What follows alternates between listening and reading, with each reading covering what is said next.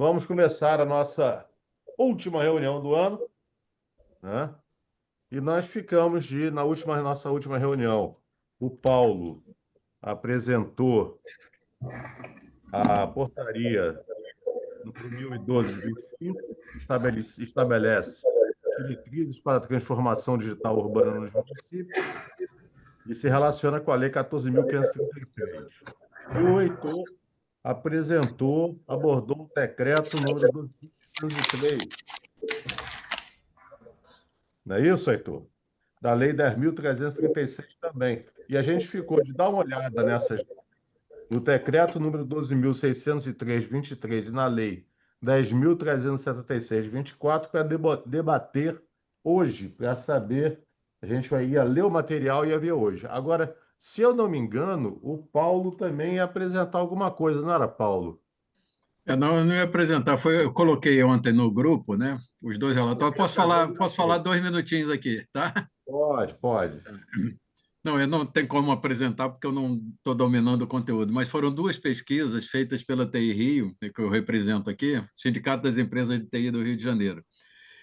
Parceria com a PUC, tá? E com o Softex e com a RioSoft. Foram duas pesquisas muito interessantes, uma sobre o mercado de TI, né, as empresas de TI, problemas e tal. Então, os dois links estão lá no grupo, tá? E, pela primeira vez, uma amostragem bastante grande e a pesquisa na área de RH, de TI, que também, pela primeira vez, não pegou só empresas de TI, pegou também empresas com TI. Então, tem um mapa, 250 empresas, tem um mapa bem legal, faixas salariais, tipo de cargo, modelo e tudo, bem interessante para a gente dar uma olhada. E eu acho até que a gente pode dar uma pensada, deixar registrado que nos próximos anos a gente possa fazer parte também, espalhar para os nossos parceiros aqui participarem da pesquisa, né? Que tem 250 empresas, organizações que têm TI. Eram 200, até o ano passado foi 100% empresas de TI. Esse ano foram 200, com 40 e poucas empresas com TI, empresas grandes e tudo. Então, foi uma amostra bem legal, uma informação boa sobre o mercado de TI, tanto pelo lado das organizações do mercado de trabalho, vagas, dificuldade de contratação, tudo isso aí, né? Assim, a prioridade das pessoas que estão querendo emprego, o que que elas procuram, o que que as empresas oferecem, o problema do horário, o problema do salário, o problema de tudo.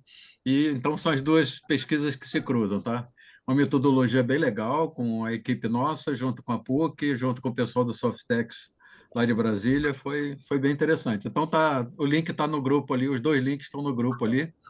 E até o presidente do TI Rio, o Blois, Alberto Blois, ele se ofereceu, se quiser marcar uma reunião, ele fazer uma apresentação, ou até a gente entregar o formulário para Te Aju, assim, entregar a pesquisa em mãos, né? Como um negócio do Rio de Janeiro. É um negócio, o mercado de tecnologia de informação do Rio de Janeiro tá bem legal. Tá bom? Era isso aí que eu. Ok, Paulo, muito obrigado. Bom, como que a gente ia estudar? Foi exatamente a apresentação que o Heitor fez. Heitor, você quer começar a encaminhar esse debate? Como é que estão as coisas?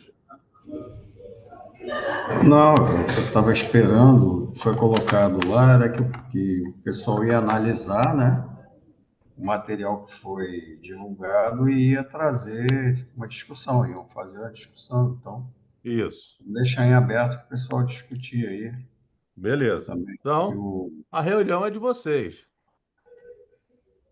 Eu não vou poder ficar Aguardo muito quem. hoje, eu vou poder Oi? ficar até 2h35, porque depois eu dou aula aqui. Meia Terça-feira hora. é um dia complicado para mim, mas dá para fazer essa discussão aí. Ok. Então vamos lá. A reunião é de vocês. Vocês Vai, a chegaram a disposição. olhar o material que foi apresentado na última reunião? Eu só queria aproveitar é que o Fizeram o Edson não dever de chegou. casa? Eu ia esperar. Tá me ouvindo? Não, estou te ouvindo, Heitor. Eu ia esperar o Estou te Edson ouvindo, entrar, que cara. ele falou que viria também para a reunião, porque nós estivemos na audiência pública que discutiu o PL 5242 do deputado Vinícius Cozolino, na semana passada, na Comissão de Constituição e Justiça da Alerj.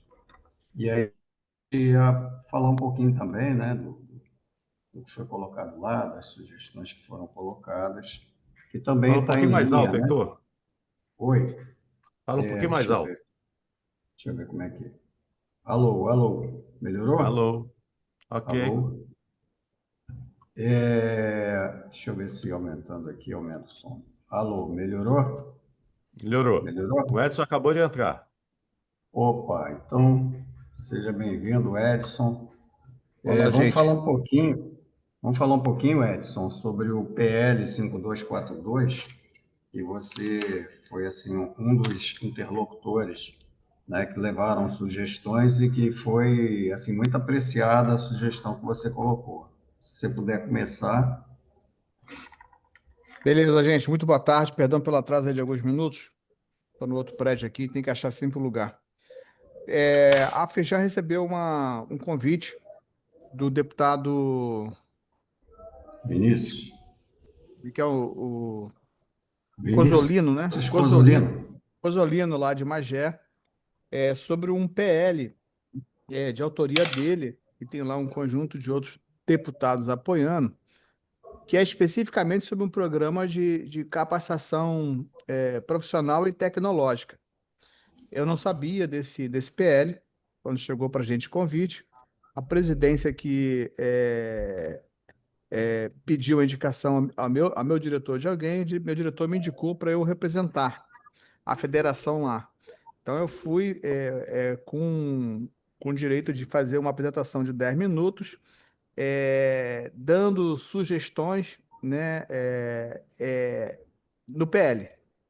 Então, a gente fez uma análise no PL. E o PL ele faz uma recorrência a um projeto aqui do Estado, onde eles organizam em 6 complexos. Aí tem lá complexo de petróleo e gás, complexo de TI, complexo de indústria criativa, complexo de saúde. Acho que TI não está dentro, está por dentro, está por Não, área, né? Está por área. é. Então tem 6 complexos.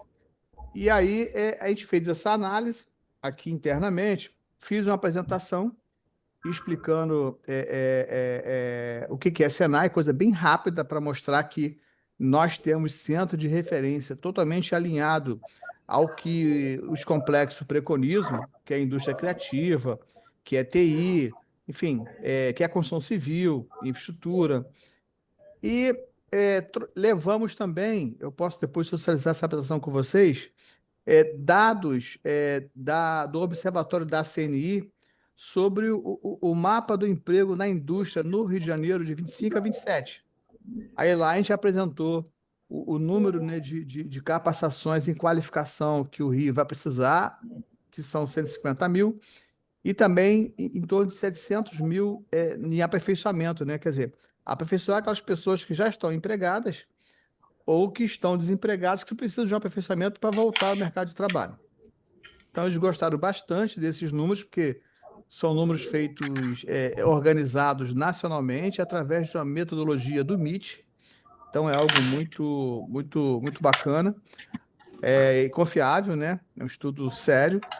A gente apresentou esses números e depois a gente fez ali 4 sugestões. Acho que aí, né, Hélio, que você gostaria que a gente pontuasse mais, porque foi exatamente aí que eles se pegaram no sentido de boas contribuições e todos os demais profissionais que estavam lá, tinha a Secretaria de Economia do Mar, tinha a FAPERJ, não, tinha a CETRAB, tinha bastante, tinha o IBP, tinha um estudioso lá da UFRJ também que apresentou uma pesquisa. Então, eu achei um debate de alto nível, né, para melhorar o PL. Então, nós levamos 4 sugestões. A primeira é que eles fizessem um link com o decreto agora de agosto nacional, né, que implantou, né, ou lançou o programa, né, a política, aliás, a Política Nacional, né, de Educação Profissional e Tecnológica, que é bem agora recente de agosto. E a gente percebeu, né, Hélio, que eles não sabiam, o deputado pediu até que anotasse, Porque se nós estamos fazendo aqui no Rio um programa, esse programa tem que estar associado, né, à política nacional. Então, essa foi a primeira proposta que nós fizemos.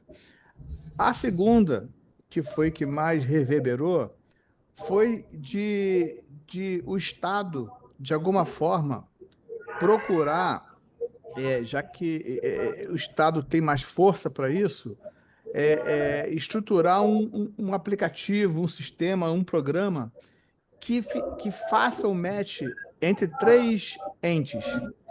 A demanda, quer dizer, a vaga, né? A quem está procurando pela vaga, que aí você associa a demanda da vaga, né? De perfil, de qualificação, e com quem está procurando a vaga, e com as entidades de educação. Porque eu, como Senai, eu vou conseguir enxergar, pô, a demanda está aqui nessa região para esses títulos, com esse perfil. Ao mesmo tempo, eu estou vendo que não tem gente aqui nessa região, né, que alinhe-se a essa vaga. Então, eu, como entidade de educação, vou poder enxergar ali como um nicho para a gente ofertar cursos que sejam alinhados à demanda daquela região. Então, a gente sugeriu isso, eles gostaram bastante dessa proposta, e eu acho que pode ser uma das grandes novidades que venha né, no ajuste desse PL. Essas duas das quatro sugestões foi as que mais eles ressaltaram lá ao longo das falas seguintes e depois também quando concluiu. Todo mundo apoiou o PL, tá? O IBP, a Firjan, o Cetrab tava, a Sebrae estava lá, o diretor regional do Senac estava lá também falou. Todo mundo apoiou. Eu acho que a gente fez um gol de estar lá participando, né? O Hélio foi também. O Hélio também fez uma fala no final muito Alguém está boa, com o microfone, muito, Edson, muito, alguém está com o microfone muito. aberto, está um barulho paralelo aí. Foi muito reconhecido também a fala do Hélio lá no final. Eu acho que a gente precisa aqui, como Câmara, acompanhar de perto esse desenrolar desse PL e a gente se colocou à disposição para socializar estudo, participar de debates internos que venham a ocorrer. Hoje mesmo eu conversei pelo Zap com a Vanessa, que é a secretária do deputado, recebi todas as apresentações que o pessoal fez, até já socializei ali com o Hélio agora há pouco, para ele também tomar conhecimento. Depois eu também posso botar aqui no grupo nosso. Então foi isso que ocorreu agora recentemente, que eu acho que nós agora estamos todos aqui atualizados de informação, tá? Ok, obrigado, Edson. Antes de passar a palavra para o Alessandro, vou pedir para que as pessoas que não tenham colocado o nome da instituição ao lado do nome, por favor, coloquem nas telinhas, tá? Cristiane, Roberto, por favor, não esqueçam de colocar o nome da instituição que representa ao lado do nome, né? Alessandro. Olá, pessoal. Boa tarde. Deixa eu baixar um. Então, eu faço parte eu sou membro da Firjan, na área de competências, do setor de competências, e eu vi esse projeto, me foi apresentado esse projeto, e eu vou fazer as mesmas considerações que eu fiz ao Felipe Maia, né, que é o nosso presidente. Eu vou repeti-las aqui, tá? Só para contextualizar, eu tenho um projeto chamado IA nas escolas, aqui nas escolas de Niterói, que visa ensinar IA para os alunos do ensino médio. E a gente acabou agora de aprovar aqui na UF também o curso de Inteligência Artificial para graduação e Ciência de Dados para graduação. Deve começar no ano que vem. Por que eu estou falando tudo isso? É muito legal essa ideia, eu acho muito bom também. Só que a gente tem que pensar que esses alunos, eles não estão preparados para esse tipo de base de conhecimento. Ou seja, eles não têm uma base de conhecimento mínima para poder entender e compreender de uma forma mais profunda esse tipo de conhecimento. O que eu falei no setor de competências, que eu estou falando aqui, é que deve haver aí uma equiparação para que esses alunos possam entender como absorver melhor toda essa informação e poder voltar para o mercado de trabalho, que é isso que realmente importa. Na verdade, esses alunos não sabem resolver problemas, que é uma coisa anterior a ter conhecimento técnico. Então, nós temos que começar a pensar em como preparar esses alunos para o conhecimento técnico. Não adianta a gente colocar esse conhecimento técnico, como é feito aqui na UF, de 60 alunos que entram, 6 se formam. Então, existe uma evasão muito grande. Por que existe evasão? Porque eles não têm essa base de conhecimento, acabam desistindo. Não adianta a gente colocar cursos de IA, cursos de ciência de dados, curso disso, curso daquilo, se o aluno não vai entender, se o aluno não vai absorver isso da melhor forma e vai chegar no mercado de trabalho e não vai conseguir desenvolver. Eu concordo com tudo isso que foi falado, acho ótima ideia, mas esses alunos não estão preparados para esse tipo de conhecimento. A gente tem que começar a pensar em como preparar esses alunos, dar para eles ferramentas para que eles possam entender essa base de conhecimento. O que a gente está usando, por exemplo, na Aureliano Leal, é colocando IA em linguagens. Esses alunos da Aureliano Leal não sabem interpretação de texto, não sabem se expressar. Como é que eles vão criar um prompt, que é a base de qualquer IA? Então, a gente tem que começar a pensar um pouquinho para trás, porque a nossa educação não está tendo capacidade de absorver essas informações técnicas. Esses alunos não têm base de conhecimento para absorver essas informações técnicas. Isso, pelo menos, é a experiência que a gente está tendo aqui na UF e na Aureliano Leal. Me coloco aqui à disposição para ajudar, pela experiência que a gente está tendo desde 2023, a gente tem esse projeto na Aureliano Leal. E, enfim, aqui na UF eu trabalho desde 2008 no Departamento de Ciência da Computação, também tenho acesso a esses alunos que têm esses tipos de problemas. E a gente tenta também resolver aqui da melhor forma.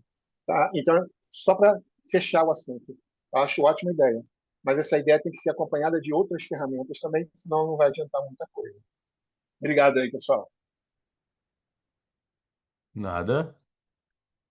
Mais alguém?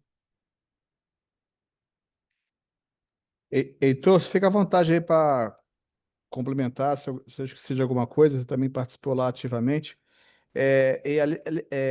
Alexandre, realmente isso é um ponto muito frágil. E lá na discussão, teve sim gente que comentou sobre isso, que a gente precisa também trabalhar no ensino regular e tem que criar alguma forma, porque os alunos estão chegando para a formação profissional em um nível muito ruim. Eu não sei se foi o Heitor, mas alguém lá comentou até de editais que são colocados no mercado, que os alunos, tem até aluno que em quantidade, mas no final poucos são aprovados, tamanha a dificuldade de questões tão básicas que está atrelada ao ensino regular. Tá bom?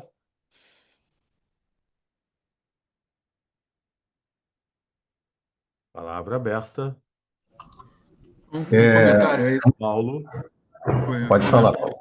Quando a gente discutiu nessas duas últimas reuniões a lei da PNED, né, Programa Política Nacional de Educação Digital, essa política tenta chegar perto do que o Alexandre está tentando falar, porque ela pega 4 eixos e pega a parte de sala de aula, que é um grupo, a parte de emprego, mercado de trabalho e tal, pega a parte de tecnologia, a parte de pesquisa e desenvolvimento e a parte de educação mesmo, de sala de aula, ela pega todas as séries, pega, né, nível fundamental, básico, tudo. Essa implementação da política de educação digital, que é a preocupação que o Alexandre está, tem que ser internalizada, né, o Estado, o município, as escolas e tal, tem que capacitar as pessoas para poderem entender o que vem por aí. Né? Então, existe uma lei, né, a tal da lei da PNED aí, que pode ajudar a completar essa solução aí. A gente tá discutindo o Programa Nacional, a Política Nacional de Capacitação Técnica, Ensino Técnico, né? Aí tem o ensino profissional. O ensino técnico já existe um mecanismo para ele. A educação digital não existe. Não está assim, é um tiro no escuro para ser avançado. Então, acho que o nosso papel é ficar cruzando essas leis aqui, tentando achar o melhor caminho. Então, pode dizer aí que a PNED tenta abordar uma parte desse assunto. Estão me ouvindo bem? Japiaçu. Oi? Não, pode falar, depois eu falo. Então. Ok. Japiaçu, por favor. Boa tarde aí, pessoal. Eu sou o representante da Federação Brasileira de Hospedagem e Alimentação e nós somos um braço da CNC, da Confederação Nacional do Comércio. O que foi relatado agora pelo Alexandre, né? A gente percebe que existe um vácuo muito grande. E vai existir um vácuo muito grande, vai aumentar ainda mais, é, né, professor, né, Alexandre? Nós vamos ter um. Hoje, a mão de obra, você não consegue formar a mão de obra. Você leva um profissional para um serviço profissionalizante, para uma educação profissionalizante, o cara não sabe a matemática básica, né? E aí, você vai querer introduzir na questão da inteligência artificial, e eu tenho um filho que faz inteligência artificial lá no IBMEC, e eu vejo o esforço dele em atingir um. Mas ele vem de escolas muito fortes, coisa que ele, no mercado dele, ou seja, onde ele está inserido, não tem a população, vamos dizer assim, de modo geral. Porque existe um vácuo educacional muito grande. A gente na ponta, ou seja, empregador, e aí eu estou falando também como a gente faz parte do Senai, né, do Senac. O Senai, quando você vê um curso, Edson, por favor, me corrija, porque eu já tive a oportunidade de estar perto. Quando você vai formar um cara lá na mecânica, seja como for, na mecânica, ele já deveria estar sabendo, no mínimo, algum tipo de matemática. O professor tem que chegar no Senai lá e ensinar matemática para ele. Eu acho que esse é o problema que o vácuo que o Alexandre, o Acha está falando, né? Que nós temos muito cursos à disposição. Gente, tem muito curso à disposição. Muito, muito, muito. Mas por que que não tem tanto êxito ou estão vazios? Porque realmente é, a base, a nossa base, ela não é motivada pela educação. Ela não é, a educação ela perdeu o valor como formação, entendeu? A mensagem não é essa. A mensagem que a sociedade passa, eu não quero fazer discurso político aqui, mas eu estou falando de discurso de sociedade, como professor universitário que eu sou, né? Sou professor de direito. Gente, eu tenho um aluno que está se formando, nós vem, nós vai, entendeu? E eu estou falando de formação em direito. Então, nós temos um vácuo. Eu não sei, a gente está na ponta. A gente está naquela ponta, como o Paulo falou, né? É, de refino do profissional, do ser humano em formação profissional. Mas eu não tenho material humano para isso. Esse cara não tá conseguindo, ele tá tão bruto que ele não consegue se refinar, entendeu? Então, eu não sei, meu nobre coordenador. É, não sei como é que faz para a gente. É uma política. É lá a Política Nacional de Educação Básica que faz uma aprovação contínua, sem conhecimento. E quem é que pode ajudar nesse, nessa diminuição desse vácuo que nós vamos existir? Nós estamos discutindo, por exemplo, vou dar um exemplo para vocês, a implantação da renda mínima universal, gente. Por que isso? Pela falta de emprego? Não, é pela falta de capacitação.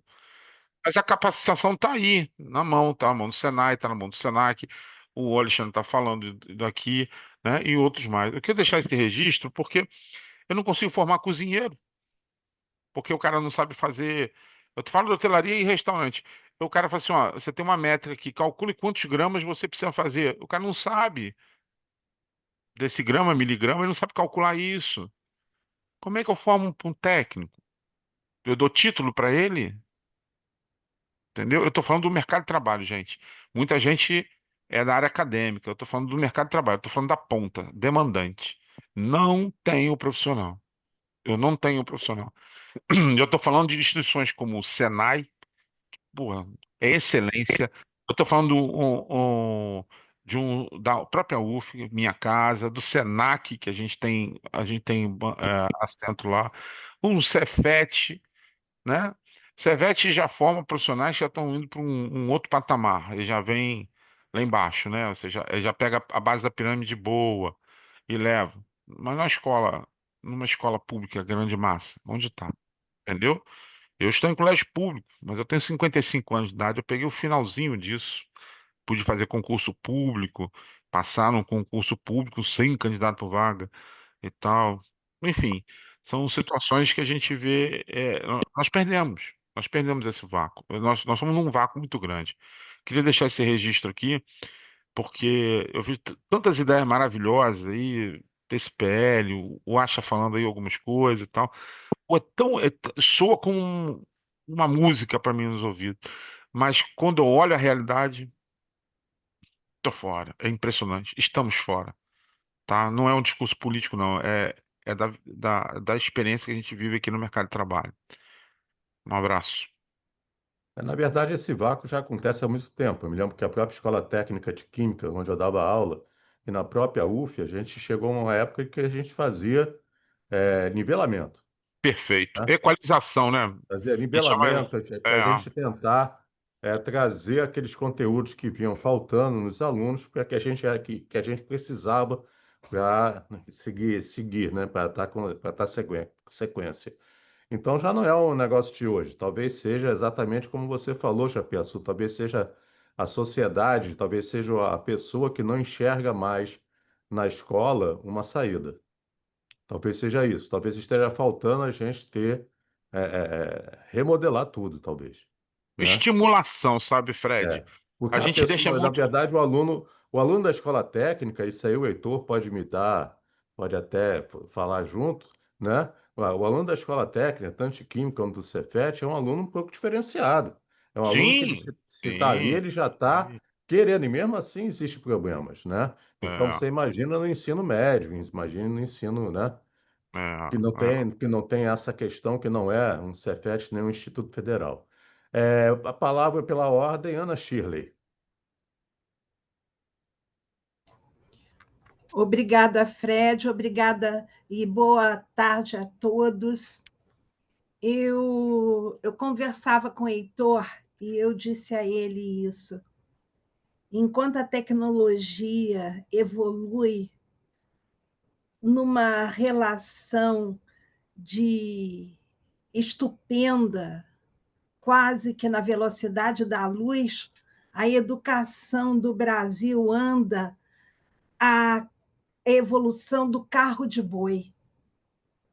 E essa é uma realidade que faz com que nós, profissionais relacionados às várias áreas do conhecimento, assumam essa necessidade de ação diante de tudo aquilo que nós vivenciamos. Eu sou professora universitária também, e eu percebo de perto a dificuldade que os nossos estudantes chegam ao ensino superior. Muitos não conseguem compreender o texto básico. Outros não conseguem fazer contas que, na verdade, são da educação básica. Então, esta é a realidade que nós vivenciamos. É verdade, sim, que nós precisamos dar a essa turma, a essa gente, a capacidade de trabalho. Porque sem trabalho ninguém vive.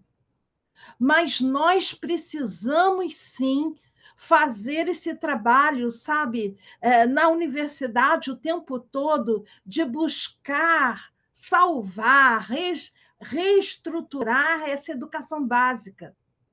Enquanto o MEC está preocupado com EAD, está preocupado em acabar com os cursos à distância, que trariam alguma contribuição para o povo brasileiro de uma forma geral, ele deveria estar preocupado com a educação básica, com a revisão, essa que o Fred nos fala, que é preciso rever a escola.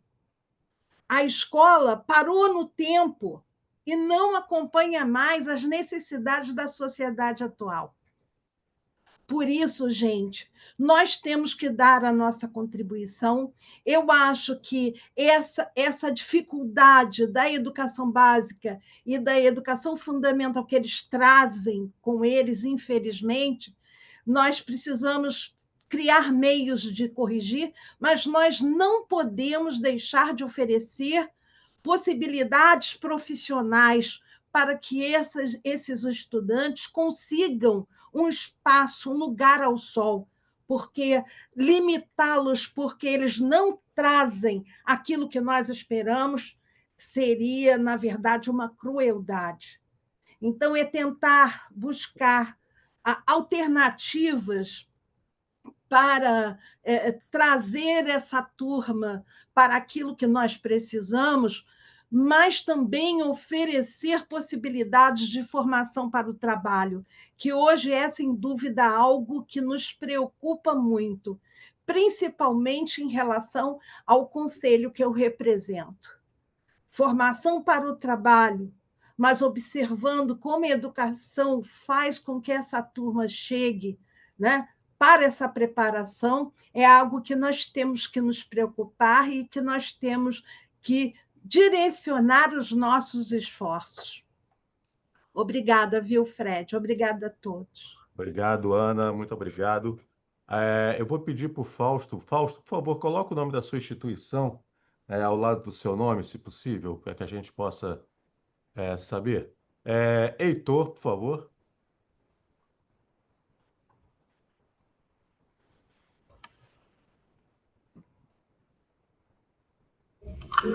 Oi, está me ouvindo, Fred? Estou. Eu vou ser rápido porque eu vou ter que sair. Agora eu acho que nós chegamos assim no cerne da questão, né, mais geral do nosso país e do Rio de Janeiro. Rio de Janeiro, Mauro Osório, lá na discussão do PL, lembrou que nós estamos no penúltimo lugar no resultado do IDEB, né, do nosso país. Então, demonstra como o Rio de Janeiro está atrasado em termos de educação básica. Mas não é só o caso do Rio, né? Só que o Rio é a segunda economia do Brasil, então é assim um paradoxo muito grande. Então a gente precisa fazer um trabalho muito sério no Rio de Janeiro. Mas não é só Rio de Janeiro, é Brasil, né? Nós conseguimos, a duras penas, universalizar a educação básica. Agora nós temos que qualificar a educação básica. Lembrando que a educação básica, prioritariamente, é ação dos municípios e dos estados. A União entra, né, também como política mais geral, mais ampla. Mas a atribuição dessa formação básica é de municípios e estados. E aí a gente vai ter uma discrepância formativa gigantesca, né? De municípios em que você mal tem escola, quando tem escola não tem banheiro, não tem alimentação, uma série de coisas. E aí falar em formação, né, você não tem sequer as mínimas condições de infraestrutura, é complicado. Nós estamos agora, me parece, né, assim, e era isso até que eu ia tentar colocar antes, não sei se vocês repararam, mas tem uma miríade de leis ligadas à educação por vários ângulos, né? E Paulo acabou de falar mais ou menos sobre isso. Olha só, tem a política de educação digital, tem a política de formação profissional técnica, tem essa política. E agora, para tentar fazer uma costura de tudo isso aí, foi criado o Sistema Nacional de Educação. É uma coisa ultra recente, né? Deixa eu ver se eu consigo acessar ela aqui, ó, numa publicação do Ministério da Educação de 3 de novembro, né? Tem aqui a assinatura pela Presidência da República, né? A sanção da lei que institui o Sistema Nacional de Educação, uma cerimônia que aconteceu no dia 31 de outubro, se não me engano, no Palácio do Planalto. Então, está sendo chamado de o SUS da educação. O SUS da educação, o SNE, né? Sistema Nacional de Educação, Lei Complementar número 220 de 2025. Então, veja, agora vai se tentar fazer a coisa de forma sistêmica, que é o que precisa ser feito, porque um elemento impacta todo o resto. Então, tem que ser de forma sistêmica mesmo. Então, a gente agora vai ter que juntar todas essas legislações e tentar ver que encaminhamento se pode dar para isso daí, para a gente trabalhar a base. Todos nós agora somos unânimes. Se não trabalhar a base, a gente não vai chegar a lugar nenhum. Porque eu recebo alunos aqui no Cefet com essas mesmas dificuldades que o Japiaçu falou, que o Edson no Senai recebe, né? Alunos em que a gente tem que fazer um nivelamento de uma matemática básica, de uma física básica, para que ele consiga acompanhar, por exemplo, um curso de mecânica, um curso de eletrotécnica, etc. Né? Coisa que ele já tinha que trazer. A gente precisava avançar no conhecimento e a gente está tendo que voltar para avançar. Criamos um programa no Cefet de tutoria para dar suporte a esses jovens para que eles consigam navegar. É óbvio que tem que rever a forma como se ensina para que o aluno possa aprender. Porque a gente aqui tem 17, 18 disciplinas para o aluno do primeiro ano do ensino médio, né? do médio técnico, ou seja, disciplinas do médio e do técnico, juntando tudo, o cara tem que dar conta de 18 disciplinas. É um negócio absurdo. Um jovenzinho de 14, 15 anos. Então, nós temos que rever isso também. Então, está na hora do Brasil dar uma parada e falar assim, olha só, deixa eu voltar 200 anos atrás, né? Talvez mais de 200, né? Deixa eu consultar lá o Henri Pestalozzi para ver como é que ele fazia e as crianças aprendiam. E por que agora não aprendem? Qual é a dificuldade?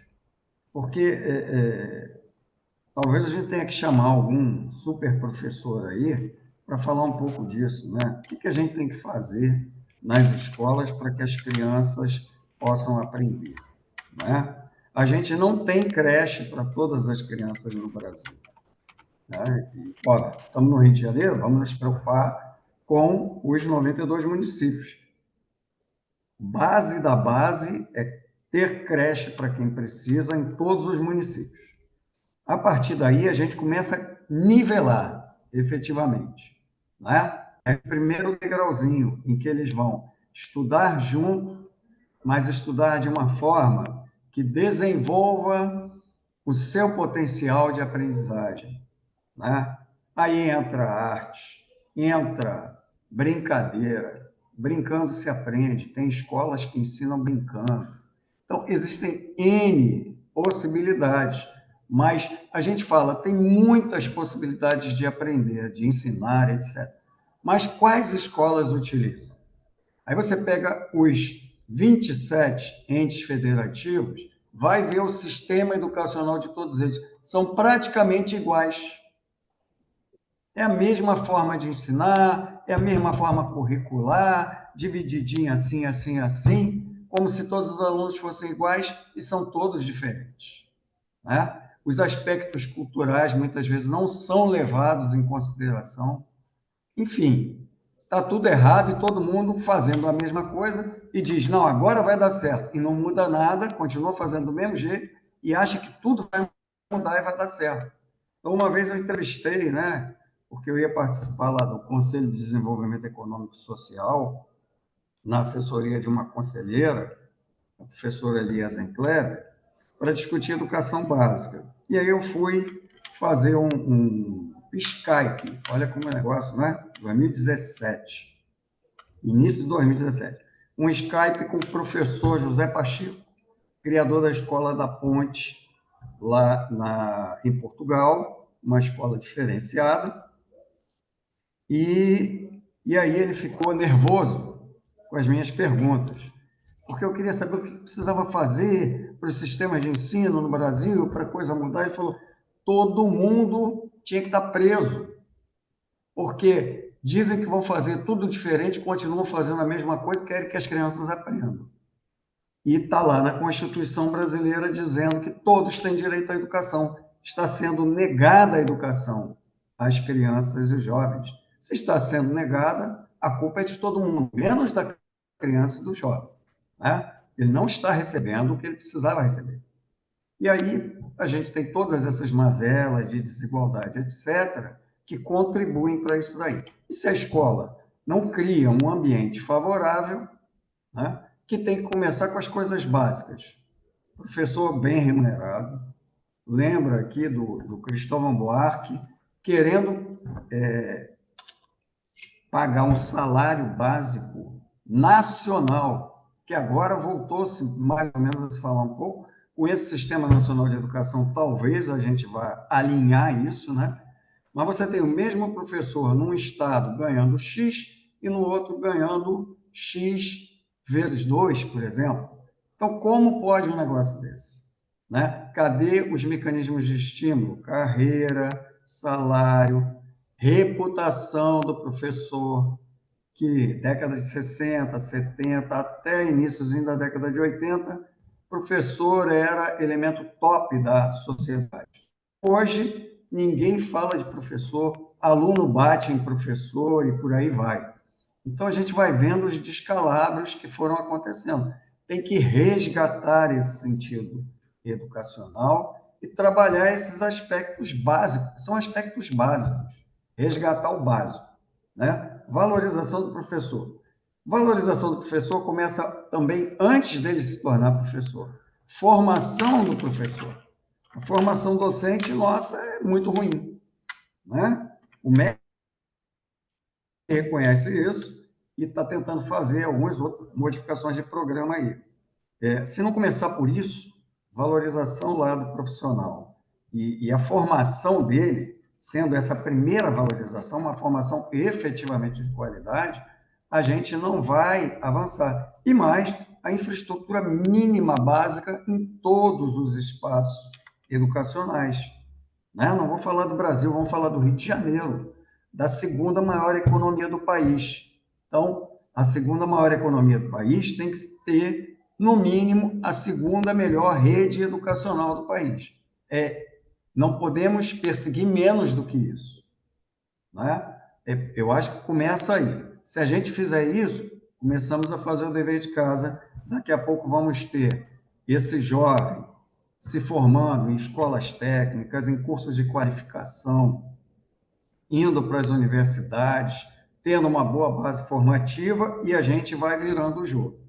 A gente, eu e Edson, fomos participar dessa apresentação, né, do PL, do deputado Vinícius Cozolino, porque ele fala em capacitação com base nos recursos do PROPAG, que é esse programa que a gente chegou a falar em reuniões anteriores, né, que o governo estadual precisa aderir, senão ele vai falir pela segunda vez, como aconteceu em 2016, porque ele não tem condição de pagar no regime de dívida atual. Então, essa nova proposta da União de renegociação das dívidas é, assim, a chance do governo reescalonar essa dívida para 30 anos e conseguir pagar. E criou-se um mecanismo virtuoso, que é uma alíquota, que uma vez pago uma parte, né, amortizado um principal da dívida,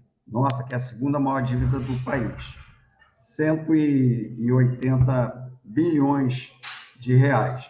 Se o Estado amortizar 10% a 20%, ele tem abatimento dos juros da dívida, que também vão ser juros menores, escalonado aí o pagamento em 30 anos.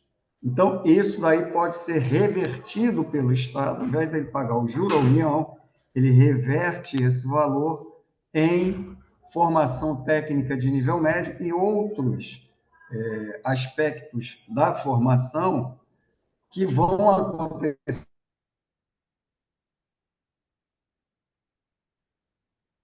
Heitor, acho que você está sem som. Na medida em que ele cumprir, atingir essa meta técnica de nível médio. Ok? Tá bom? Ok. Então é isso. Eu acho que já falei muito. Eu vou precisar. Está me ouvindo? Estamos te ouvindo, Heitor. Tá. Eu vou Vai precisar. dar a saída agora por causa da aula, é vou isso? precisar sair porque a galerinha já está chegando aqui. Os alunos lindos, maravilhosos, que a gente tem aqui no Cefet, com todas essas idiosincrasias aí, né, do sistema educacional brasileiro, mas a gente está conseguindo ainda colocar no mercado técnicos de bom nível, né, profissional, desejados pelas melhores empresas. O que eu coloquei lá, só complementando, como sugestão do PL, foi, primeiro, uma coisa que também falta, né? Os alunos da formação técnica de nível básico, eles mais ou menos já têm acesso hoje numa quantidade, né, nas escolas, e agora a gente tem que cuidar da evasão, tem inclusive uma outra lei estadual do deputado Cozzolino para a evasão, mas a gente já tem uma entrada razoável. O problema está nos cursos subsequentes. Cursos subsequentes seriam uma oportunidade das pessoas mudarem o seu patamar socioeconômico, porque pegaria todas as pessoas que têm ensino médio e daria a elas uma formação profissional técnica, o que eleva o patamar dela de empregabilidade e de níveis salariais. Então, aí a gente tem um não preenchimento de vaga em torno de 30%, que é um absurdo quando falta vaga de formação técnica no país. A gente, a nível país, tem cerca de 11% e a OCDE tem 40%. Então, a gente já tem uma defasagem do que chega ao mercado para atender a ponta, que são as empresas. Elas não têm esses técnicos. Muitas delas, e a gente deveria direcionar esses técnicos para as micro, pequenas e médias, que é onde nós precisamos aumentar o patamar de produtividade para o país sair dessa renda média. Então, veja, se a gente trabalhar na formação técnica de nível médio subsequente, a gente trabalha com uma virtuosidade muito alta, né?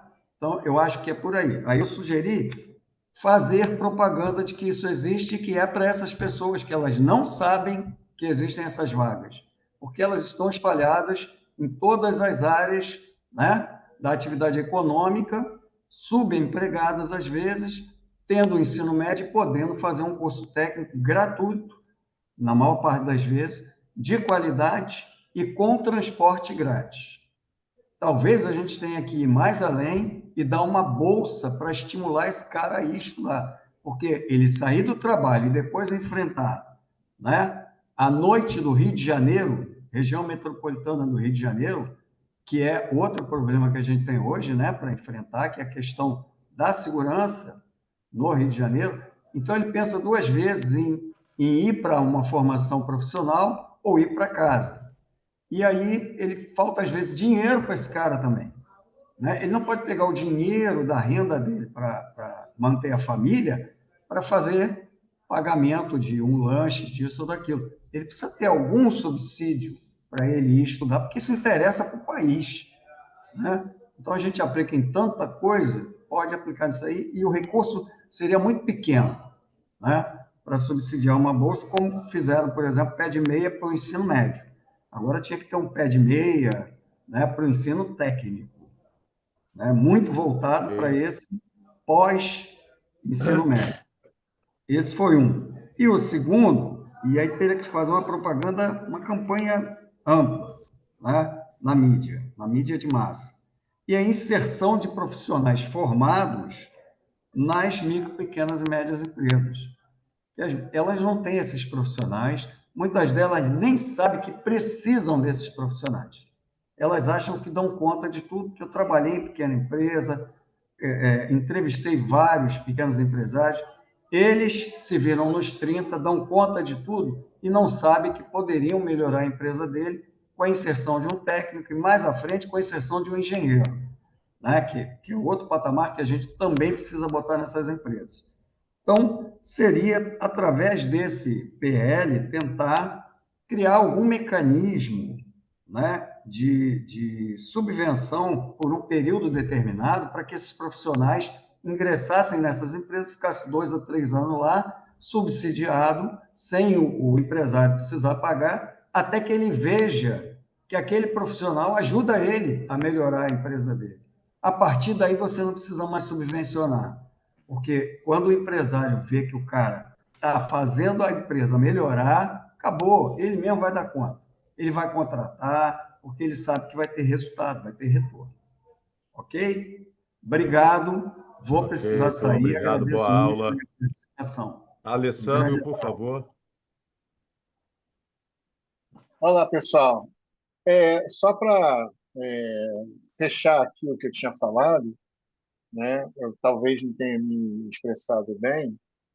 O que a gente, na minha cabeça, né, funcionou com a experiência que a gente teve na escola aqui em Niterói, e algumas coisas aqui na UF também, é que o aluno, ele quando chega, evidentemente, ele não está preparado, como a gente já foi falado aqui, né? Como já foi abordado o tema.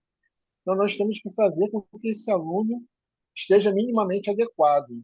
E aí nós temos duas vertentes, que é a base de conhecimento técnico. Não adianta a gente empurrar conhecimento técnico nesse aluno, que ele não vai absorver. Então, a gente tem que elevar a base de conhecimento técnico dele.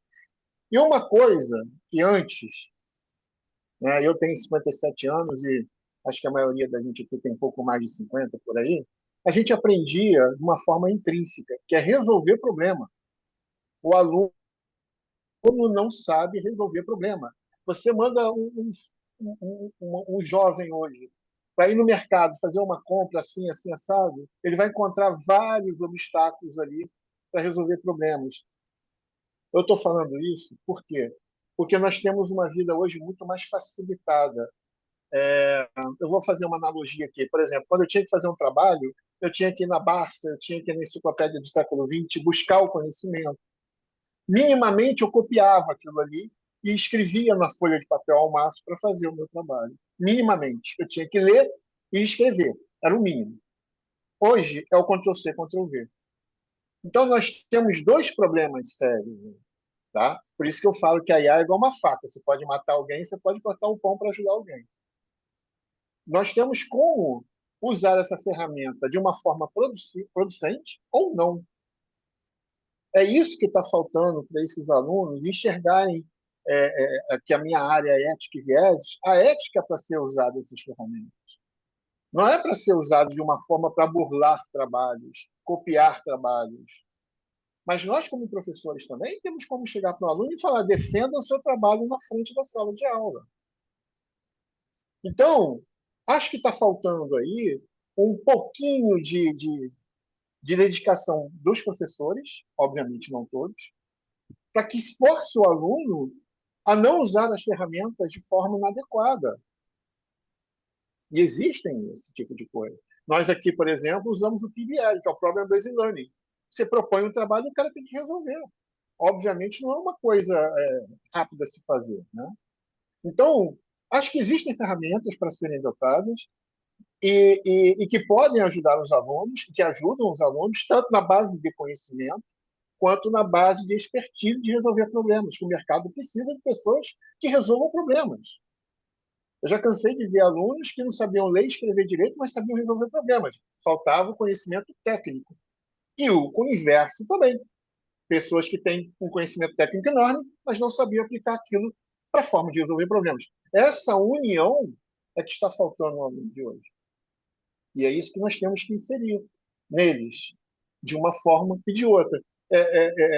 Pode parecer que eu era contra essa parte de ter cursos e tudo. Não, não sou contra. Eu só acho que tem que haver essa adequação, a gente tem que sensibilizar e ver o que o aluno está precisando, adequar o aluno a isso para que ele possa aí sim voar. E aí sim chegar no mercado de trabalho em condições de ter um retorno disso. Né? Que é isso que a gente está precisando. Tá? É só para contextualizar, gente. Obrigado.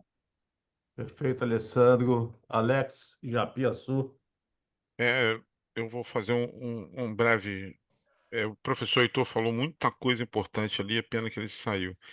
Eu queria apontar para ele que o Fundeb minimizou a questão é, de diferenças salariais. O Fundeb é um fundo muito importante para o Brasil. Isso já está implantado, eu acho que minimizou. E fica entre nós, o professor, e falo isso como professor, filho de professora, enfim, eu lido com isso. A gente dá aula até de graça. Minha esposa é professora há 30 anos. A gente trabalha até de graça, pela paixão que é estar ali na cátedra, né? É, outro ponto, eu já defendi em alguns fóruns econômicos essa questão, é, que os subsídios é, de ente estatal, seja qual for, sejam dados pelas empresas, através das empresas, para o fomento, para que essa pessoa que é que a gente está falando em criação de bolsas, a gente está falando em criação não sei de quê, tal, tal, tal, em dar dinheiro direto. Não, a gente tem que dar esse tipo de subsídio através das empresas, que essas pessoas procuram as empresas, e aí sim é, você consegue desenvolver algum trabalho. Eu represento talvez o segundo maior empregador do país, que é o setor do turismo, hotelaria, alimentação e todos os players de turismo.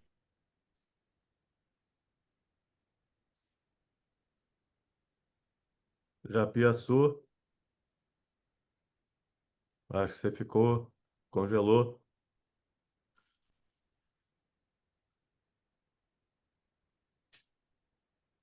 Só fui eu que congelei.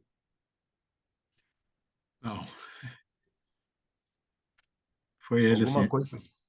Foi ele que congelou. Estou te Pessoal ouvindo já bem, tá- Acho que foi Fred. ele, Fred. Foi ele que congelou. É, Foi. é. Acho que a internet dele deve ter caído ou congelou alguma coisa.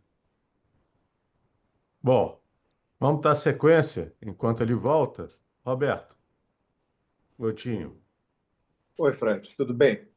Não, gente, eu achei muito bacana, né, o que foi colocado pelo Heitor, né, e as próprias sugestões em cima da PL, né, eu acho que são muito interessantes, como também do nosso do Edson também, né, que estava lá com ele na possibilidade de estar na mesma reunião em relação à PL. Eu acho que isso soma demais, é muito interessante. Eu não pude estar aqui, infelizmente, na última reunião. Vou ter que sair daqui a pouco, Fred, mas eu queria aproveitar E também.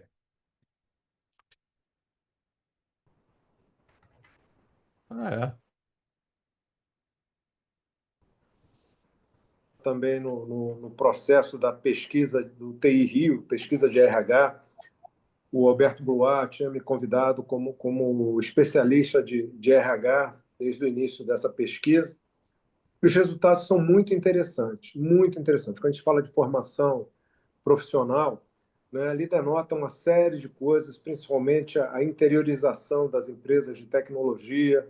Né? Eu acho que a gente tem ali um campo vasto. Só estou aproveitando meu último momento aqui nessa reunião para reforçar um pouco. Eu acho super válido o que o Paulo falou, de eventualmente o Alberto Blois, né, como presidente do sindicato, do TI Rio, do sindicato patronal, né, que ele possa falar um pouco sobre essa pesquisa, porque ficou muito claro que eu até comentei lá, eu estava no time, encontrei o Paulo lá na apresentação da pesquisa na PUC, as necessidades em relação às empresas de TI e às empresas com TI, né? Essa barreira da empresa com TI, entre barreira entre empresa com TI e empresa com TI está diminuindo. E você vê que as necessidades são muito parecidas. Mas ainda temos um caminho ali, né, para organizar melhor essas trilhas de aprendizagem, né, as trilhas de desenvolvimento de competências de uma forma mais customizada.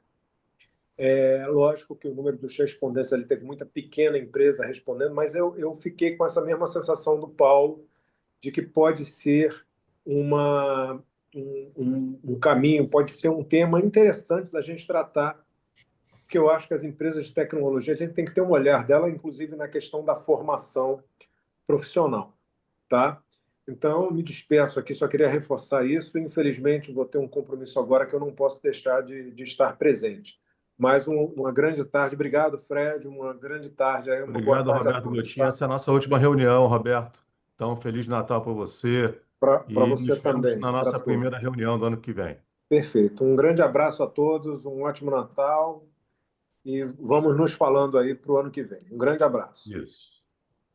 Bom, gente, primeiramente, antes de deixar a palavra aberta de novo, eu só vou pedir a vocês, a todos, não sei quem é que está, ou se tem alguém do fórum que está passando o convite, que é aquele convite da reunião, aquele que é um link da reunião, tem gente de fora querendo entrar, pedindo a entrada. Então, ou eles receberam esse link de alguém, ou não sei o que é que está acontecendo. Então, vale a pena a gente tomar cuidado. Esse link, quando colocado no grupo, é apenas para o grupo, ele não pode ser passado, a não ser que você me pergunte se você pode convidar alguém ou não e ter um motivo para isso. E aí sim a gente pode abrir uma exceção, sabendo inclusive quem é. Mas está tentando entrar gente na reunião que a gente não conhece. Então, acredito que tenha pego o link de entrar em algum lugar ou alguém passou. Então, só para a gente tomar cuidado com isso. Bom. A discussão está boa, mas hoje é a última reunião, né? A nossa última reunião. Com certeza, a gente não vai conseguir avançar muito nas coisas que a gente está discutindo. Inclusive, a gente tinha que discutir, na verdade, o que a gente tinha que ter feito era discutir o decreto número 12.603 e a lei número 10.376 de 24, para a gente debater. E a gente acabou tendo uma discussão muito importante, muito interessante, mas que não estava relacionado com isso. Podemos continuar, sem a menor sombra de dúvida, essa conversa, né? Posso deixar a palavra aberta para quem quiser a gente continuar essa conversa. Ainda temos uma meia hora de reunião, pelo menos. Mas seria bom a gente orientar um pouco, né, a nossa discussão. Então, eu vou deixar em aberto para quem quiser falar. Deixa eu ver, vamos lá. Alguém quer pegar a palavra? Alguém quer falar alguma coisa? Francisco? Olá, pessoal, boa tarde, tudo bem? Tá me ouvindo? Sim. Você está batendo palma, Francisco. Ô, tá certo. É emoção. Vamos lá. Assim, eu estou aqui mais como ouvinte, é claro, né? Eu brinco até um pouco que estou aqui como aluno e interagindo em relação ao sindicato, né? O SESCOM, que é o Sindicato das Empresas de Contabilidade.